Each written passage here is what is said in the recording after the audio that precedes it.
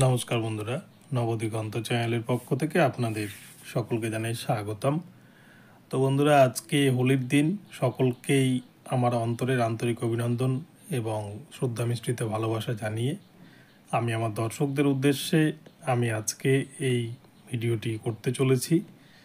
তো আজকে আমি আপনাদের জন্য যে আপডেটটি দিতে চলেছি সেটি আপনারা থাম্বনেল দেখে নিশ্চয়ই বুঝতেই পারছেন যে স্কুল সার্ভিস কমিশনের ব্ল্যাঙ্ক ওএমআর বা সাদা খাতায় যারা চাকরি পেয়েছিলেন তাদের চাকরি বাতিল সম্পর্কে কলকাতা হাইকোর্টের বিচারপতি দেবাংশু বসাকের পর্যবেক্ষণ কী, বা আদৌ তাদের চাকরি বাতিল হবে কি না, এই বিষয়টি নিয়ে আপনাদের সাথে এখন আমি আলোচনা করব। তো আপনারা সম্পূর্ণ ভিডিওটি স্কিপ না করে প্রথম থেকে শেষ পর্যন্ত দেখুন। আমি এর আগের যে ভিডিওগুলি বানিয়েছিলাম সেখানে কিন্তু অতিরিক্ত নিয়োগের কথা বলা হয়েছিল, যে অতিরিক্ত নিয়োগ যারা চাকরি পেয়েছে বেনিয়ম করে তাদের চাকরি বাতিলের কথা বলেছে কলকাতা হাইকোর্ট। কিন্তু সাদা খাতায় চাকরি পাওয়াদের ক্ষেত্রে কি হতে পারে এই ভিডিওর মাধ্যমে বিস্তারিত আপনারা জানতে পারবেন। তো আপনারা সম্পূর্ণ ভিডিওটি স্কিপ না করে প্রথম থেকে শেষ পর্যন্ত দেখুন। এই ভিডিওতে কিন্তু আপনারা অনেক ইনফরমেশন পেয়ে যাবেন। কিন্তু তার আগে বলে রেখি, যারা প্রথমবার আমার চ্যানেলে এসেছেন আপনারা অবশ্যই আমার চ্যানেলটিকে সাবস্ক্রাইব করে দেবেন, কেননা এই ধরনের আপডেট আপনারা একমাত্র কিন্তু নবদিগন্ত চ্যানেলেই প্রতি মুহূর্তে সবার আগে সবার প্রথমে পেয়ে যাবেন। তো চলুন বন্ধুরা, আমরা তাহলে আজকের এই আপডেটটি বিস্তারিত দেখে নিই।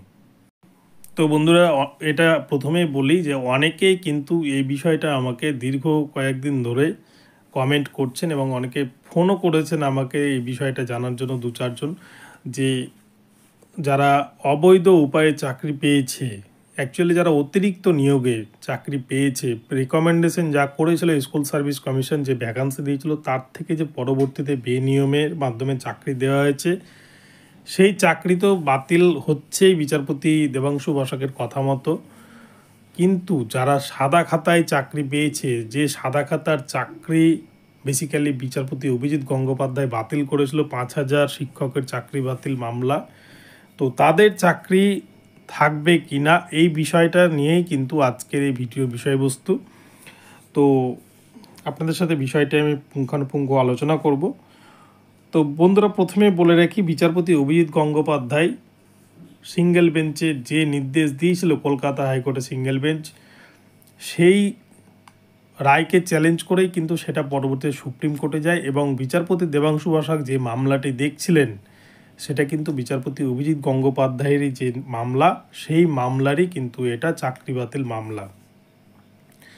তো সেদিক দিয়ে দেখতে গেলে বিচারপতি অভিজিৎ গঙ্গোপাধ্যায় যে 5,000 সাদা খাতায় চাকরি পাওয়া বা দুর্নীতি করে চাকরি পাওয়া শিক্ষকদের চাকরি বাতিল করেছিলেন, আপনারা দেখেছেন ওয়েবসাইটে কিন্তু স্কুল সার্ভিস কমিশন বিচারপতি অভিজিৎ গঙ্গোপাধ্যায়ের প্রাক্তন বিচারপতি অভিজিৎ গঙ্গোপাধ্যায়ের নির্দেশের মুখে পড়ে তারা কিন্তু সাদা খাতা বা ব্ল্যাঙ্ক ওএমআর পাবলিশ করতে বাধ্য হয়েছিল। আমরা কিন্তু দেখেছি যে একাদশ, দ্বাদশ, নবম, দশম, গ্রুপ সি, গ্রুপ ডি এর ক্ষেত্রে কীভাবে সবাই রোল নাম্বার ভুলভাল লিখে বা পুরো খাতা কিন্তু সাদা থেকেও তারা কিন্তু দীর্ঘদিন ধরে ইন সার্ভিস হয়ে চাকরি করেই যাচ্ছে, সারা রাজ্যের বিভিন্ন স্কুলগুলোতে ছড়িয়ে রয়েছে। তো এক্ষেত্রে যারা সাদা খাতায় চাকরি পেয়েছে তাদের চাকরি নিয়েই কিন্তু সবথেকে বড় প্রশ্ন উঠছে, কেননা দীর্ঘদিন ধরে যারা যোগ্য ক্যান্ডিডেট তারা কিন্তু বঞ্চিত হয়ে আছে। কলকাতার রাজপথে দীর্ঘদিন ধরে 1,000 দিন পার করে ফেলেছে ক্যান্ডিডেটরা, যারা কিন্তু অপেক্ষমান তালিকা বা ওয়েটিং লিস্টে ছিল, তারা এখনও পর্যন্ত চাকরি পায়নি, তাদের নিয়োগ কিন্তু এখনও অধারা। সরকার খালি বলেই চলেছে যে নিয়োগের জট আটকে রয়েছে কোর্টে, কিন্তু কোনো রকমের জট কিন্তু এরকম আটকে নেই। সরকার যদি ইচ্ছা করে তাহলেই কিন্তু সে নিয়োগকে সুচারুভাবে পরিচালনা করতে পারে। কিন্তু যাই হোক, স্কুল সার্ভিস কমিশন যে চরম ব্যর্থতার পরিচয় দিয়েছে, এর থেকে আর লজ্জার কথা আর হতেই পারে না। তো যাই হোক, তো স্কুল সার্ভিস কমিশনের যে 5,000, তো টোটাল যে 23,000 রিক্রুটমেন্ট হয়েছিল, সেখানে টোটাল কিন্তু 23 লক্ষ পরীক্ষার্থী ছিল গ্রুপ সি, গ্রুপ ডি, নবম, দশম, একাদশ, দ্বাদশ মিলিয়ে, যেখানে গ্রুপ সি, গ্রুপ ডি এর পরীক্ষার্থীর সংখ্যা সবথেকে বেশি ছিল। তো এই 23 লক্ষর মধ্যে 23,000-এর প্যানেল কিন্তু হয়েছে, বা 23,000 জন এখানে চাকরি পেয়েছে 2016 সালে গ্রুপ সি, গ্রুপ ডি, নবম, দশম, একাদশ, দ্বাদশে।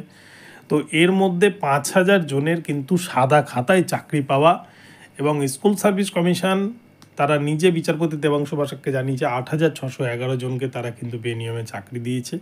তো তো 5,000 জন সাদা খাতা বা ব্ল্যাঙ্ক ওএমআরের মাধ্যমে 4টি ডিপার্টমেন্টে কিন্তু চাকরি পেয়েছে, গ্রুপ সি, গ্রুপ ডি, নবম দশম, একাদশ দ্বাদশ। তো সাদা খাতায় যেগুলো চাকরি পাওয়া সেগুলো চাকরিও কিন্তু বাতিল হবেই। কেননা বাতিল হবে আমি এই কথা বলছি জোর দিয়ে, যেহেতু বিচারপতি অভিজিৎ গঙ্গোপাধ্যায় মূলত মামলাটি শুরু করেছিল কিন্তু ব্ল্যাঙ্ক ওএমআর বা দুর্নীতির বিরুদ্ধে, এবং তিনি কিন্তু ব্ল্যাঙ্ক ওএমআরদের চাকরি বাতিল করেছিলেন, এবং সেই নির্দেশকে চ্যালেঞ্জ করে যখন স্কুল সার্ভিস কমিশন বা ইন সার্ভিসরা ডিভিশনে যায়, ডিভিশনেও একই রায় থাকে, সুপ্রিম কোর্টে যায়, সেই রায়কে চ্যালেঞ্জ করে সুপ্রিম কোর্ট থেকে কিন্তু বিচারপতি দেবাংশু বসাকের একটি বেঞ্চ তৈরি করে সেখানে মামলাটিকে ফেরত পাঠানো হয়। আর বিচারপতি দেবাংশু বসাকের বেঞ্চে ডিসেম্বর মাসে যে মামলার সূত্রপাত হয়েছিল বা শুনানি শুরু হয়েছিল সেটা কিন্তু বেসিক্যালি এই যে ব্ল্যাঙ্ক ওএমআর 5,000 শিক্ষকের যে ব্ল্যাঙ্ক ওএমআর, সেই ব্ল্যাঙ্ক ওএমআর দিয়েই কিন্তু সেই মামলার সূত্রপাত হয়েছিল।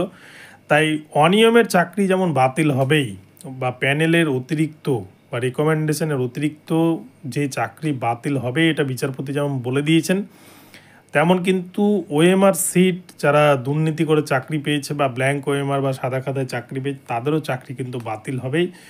5,000 শিক্ষকের চাকরি কিন্তু বাতিল হচ্ছেই যারা সাদা খাতায় চাকরি পেয়েছে, এবং তার সাথে সাথে যারা প্যানেল অতিরিক্ত নিয়োগ পেয়েছে তাদেরও চাকরি বাতিল হবে। এবং আরও একটা বিষয়, 690 জন ক্যান্ডিডেটকে কিন্তু গ্রুপ সি, গ্রুপ ডিতে মেয়াদ উত্তীর্ণ প্যানেল থেকে চাকরি দিয়েছিল স্কুল সার্ভিস কমিশন। অর্থাৎ যে কোনো প্যানেলের কিন্তু মেয়াদ থাকে 1 বছর, এবং সেই 1 বছর উত্তীর্ণ হয়ে যাওয়ার পর বা 1 বছরের পরে যখন প্যানেলের মেয়াদ কিন্তু অলরেডি শেষ হয়ে গিয়েছিল, তখন স্কুল সার্ভিস কমিশন অবৈধভাবে 690 জন ক্যান্ডিডেটকে চাকরি দিয়েছিল। ফলে 690 জনেরও কিন্তু চাকরি থাকবে না। সব মিলিয়ে প্রায় সংখ্যাটা কিন্তু 8,000-এর ওপরে যাবে যাদের কিন্তু চাকরি বাতিল হতে চলেছে স্কুল সার্ভিস কমিশনের যে 2016 সালের নিয়োগ, সেই নিয়োগ থেকে।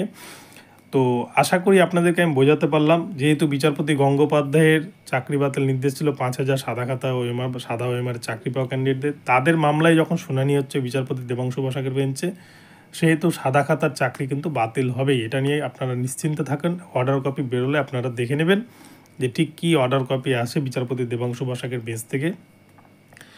আর যদি সাদা খাতার চাকরি বাতিল না হয় তাহলে কিন্তু এটা নিয়ে একটা বিশাল একটা অচলায়তন তৈরি হবে, কেননা দুর্নীতি কিন্তু কোনো জায়গাতেই প্রশ্রয় পাবে না।